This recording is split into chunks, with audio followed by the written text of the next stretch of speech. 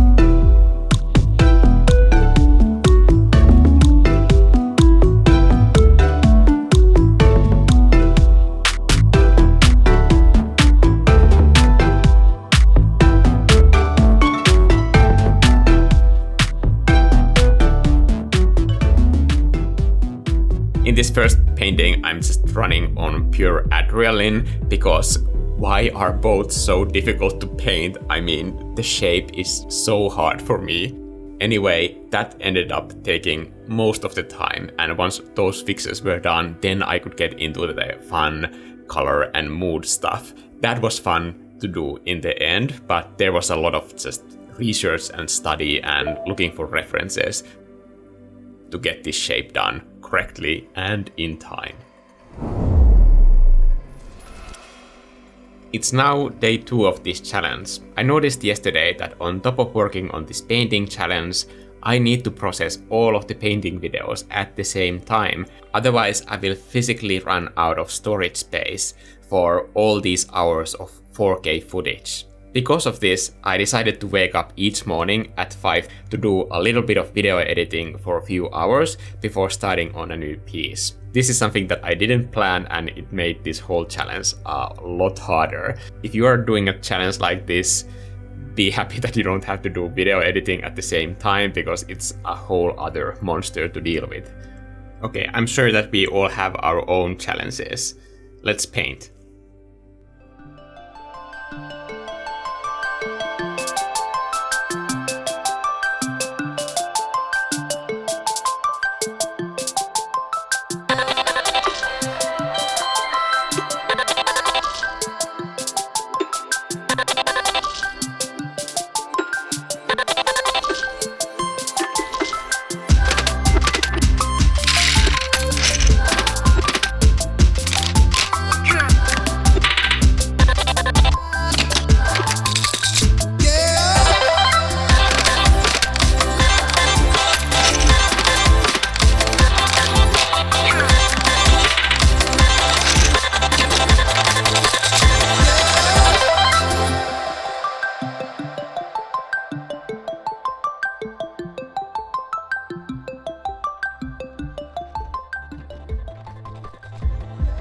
On the positive side of things, this painting that I started working on, for some reason I really love this, even from the sketching phase, because I just cannot look at it and not smile. There's something about the childlike quality of these brushstrokes and the subject matter that for some reason it just makes me really happy, and that really carried me through. Because on Tuesdays I have 2 hours less of working time because I have to pick Bibi from daycare, so that took a lot of my time from painting, but at the same time I didn't really mind working a bit faster because this painting was definitely worth it for me. And that's Tuesday. Stupidly, I thought that I am kind of getting the hang of this, but I had no idea what I was going to do on Wednesday, and that thing really threw several wrenches into my plans. But on Tuesday I was still pretty optimistic about this whole project.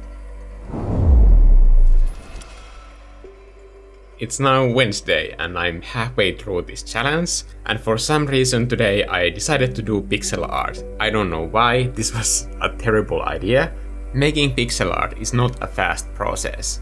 It always takes a lot of time because you need so much precision, so you can't do it in a sloppy way. But at this point it's too late to turn back, so I need to go forward and try my best to get this done.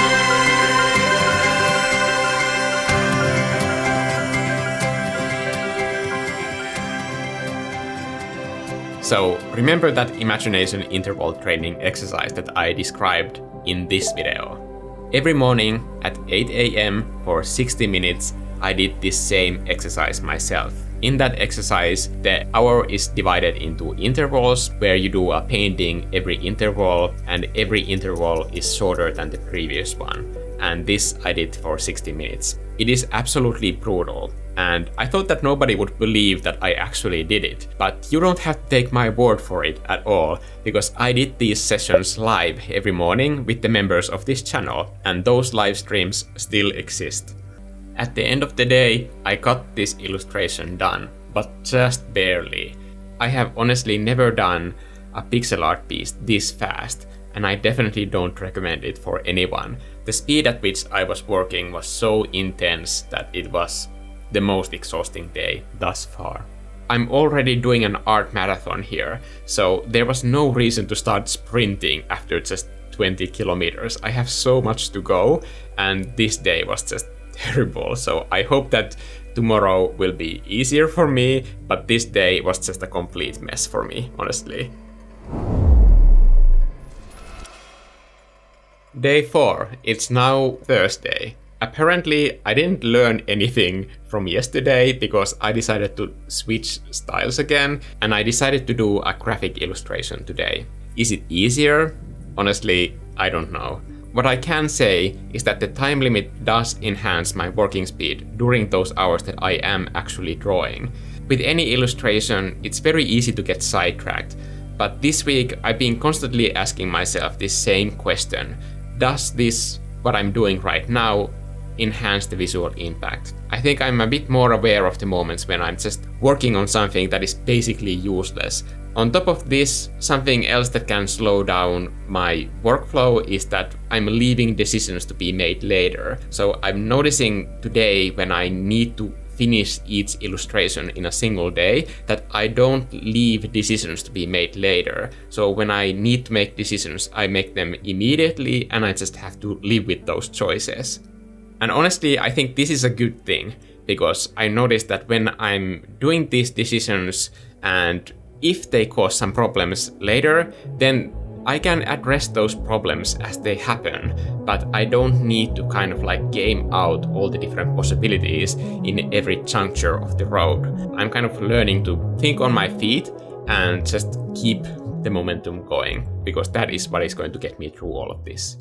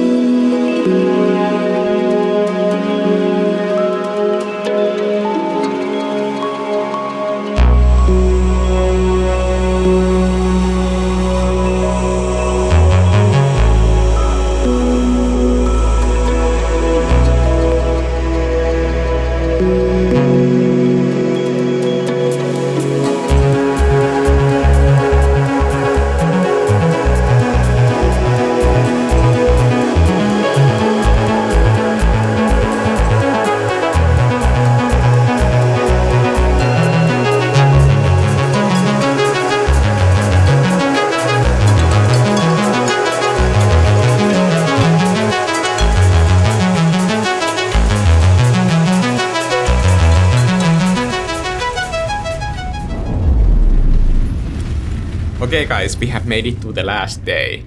I'm starting to feel like I can actually do this. In the beginning of this challenge, I told you that there's more to this challenge than just the time limits and music. I decided that when I'm making these illustrations, it's not enough for them to be done. They absolutely needed to be done by 5 p.m.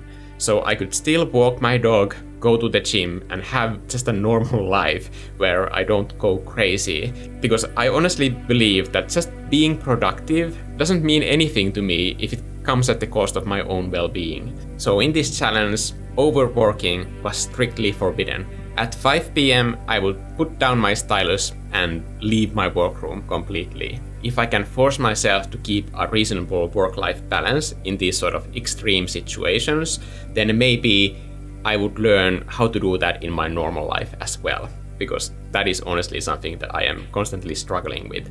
And that work-life balance is the reason why I wanted to have recycled Recitals music in this video. The reason why I wanted to do this video with him is because I don't know anyone in the world who would be more qualified to talk about work-life balance when it comes to creative work than him. If you take a scroll through his Instagram feed, you will see that he has been composing these 1-minute tracks every single day for over 100 days. So how does he do it? Well, I will be very honest, like this was not balanced at all. Like it really wasn't. And I think that's really why I burnt out, which for me was a good kind of learning experience. The part about work-life balance, like I realized a couple things early on. Like number one though, I realized if I wanted to do this, I had to learn how to be more efficient, like 100%. So really early on in the process, I started making more templates and more like not to cheat kind of the creative side, but to just maximize the workflow. Like the next day was just like always there. I loved that pressure for sure. But what I realized over time, as fast as I got and as much as it helped me become, I think, better technically, it came at a cost. That would happen to anybody, right? Like even if I wasn't working my full-time job, I still think like working at that pace is, I just don't know that it's realistic. And I think part of it too is I was thinking, well, I really want to try and make an effort to be posting every day on social media.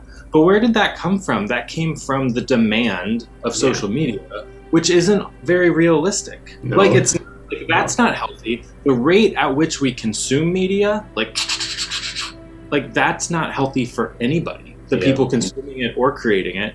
And it creates this huge ungodly demand that isn't sustainable for artists to fill. I burned out, but I kind of feel like any time I like push myself and burnt out, like I definitely grew and learned something. And that's through my entire life, whether it was finishing school or working on certain projects.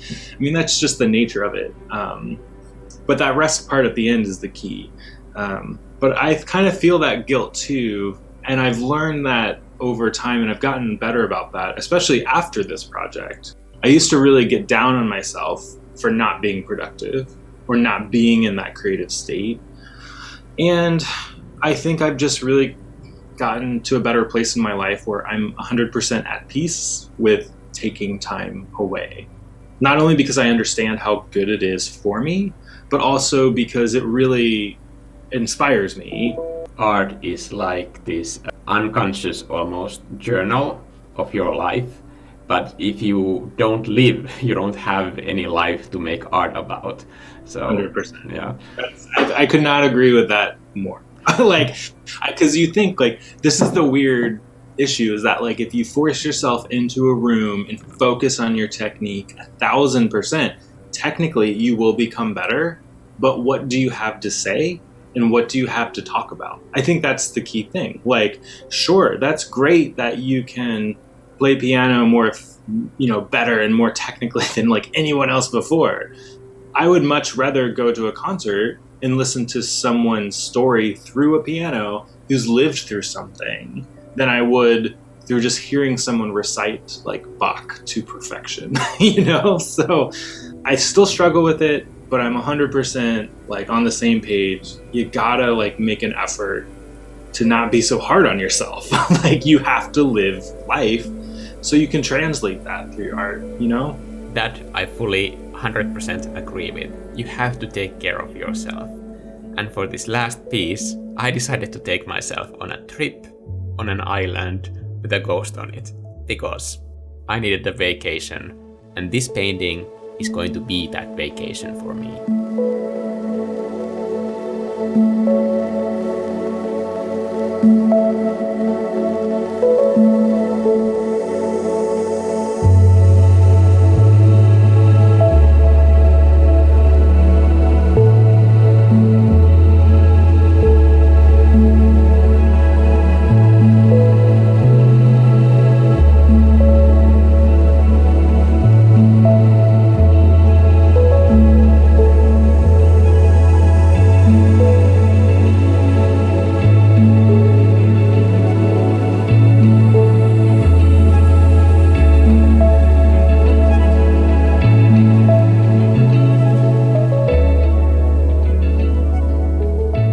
For some, art is just work, but for me, painting can be more than work. It can be also a way for me to relax. It just requires the right amount of free time before and after those sessions. But the process of creating art itself, it doesn't necessarily have to consume me. It can be also a way for me to escape and just be in my own little bubble for a little while. So having gone through this experience, would I recommend that everybody do this challenge? Honestly, yes, and also no. I would recommend this challenge to people who can stick to their own schedule of having also free time. But if you feel like you're the kind of person who would just paint from morning until midnight to meet the deadlines, then in that case I would definitely not recommend this, because you don't want to associate art with something that is just difficult, unpleasant work all the time. I think that's a dangerous thing to do to yourself and to your relationship with art. And that relationship is the most valuable thing that you have when it comes to your creativity. So don't do anything that might even potentially harm it. But if it can be a fun experience, like this was fun for me, because I was able to stick to the rules that were designed to take care of me and my own mental health. If you don't feel like doing a week of paintings, I recommend watching this video and doing that challenge. If you want to see longer process videos of each of these paintings, they can all be accessed on my membership area, and all of the live streams are all still there as well. I'm gonna slap a quick info card here of all of the content that has been posted recently for my members. Thank you again for the mob for doing this challenge with me, and I will see you in my next video. Bye!